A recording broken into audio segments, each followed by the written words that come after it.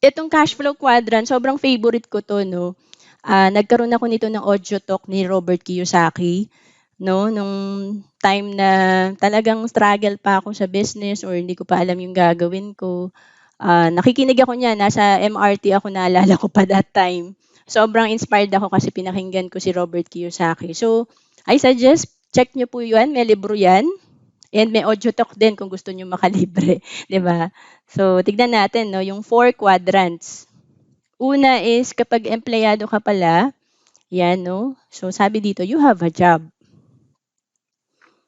'no. Nandito kasi ako dati sa category na 'to. Usually nandito sa category na 'to 'no, ang ang risk lang dito sa part na 'to 'no, 'pag nandito tayo, 'pag hindi tayo pumasok sa trabaho, kagaya ngayon may sakit ako, 'di ba? So, kung hindi ako papasok sa trabaho, deduction 'yon sa salary ko, 'di ba? Even late nga dine-deduct sa'tin, 'di ba, 'pag tayo ay empleyado. So, counted lahat 'yan, 'di ba?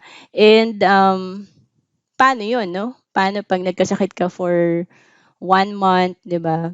So, parang puwedeng sabihin sa'tin ng ating boss na hindi ka na namin tatanggapin kasi mape-pending yung gagawin mo, eh, 'di ba? So, medyo risky po ito kasi hindi ka pumasok, hindi ka rin kikita. So, active income po. Self-employed naman, you own a job, 'di ba? So, ang difference, sabi ni Robert, dito kasi wala kang boss, kaya nga self-employed, eh. So, para kang freelancer, 'di ba? So, ikaw lahat.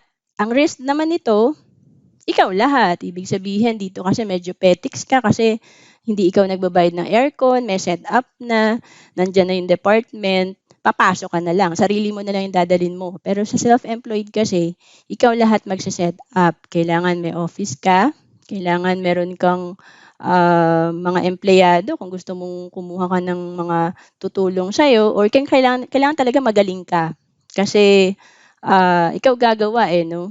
Wala kang boss pero ikaw gagawa lahat, 'no? So, tignan natin 'tong pangatlo.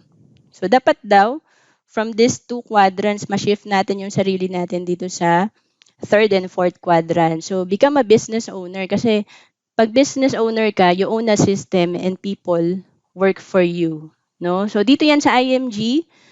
Dito naman, we are a team building, business, 'no? So, ibig sabihin, hindi naman yung inaabuso mo yung employee mo, 'no? So, may teamwork. So, hindi naman ikaw lahat, 'di ba?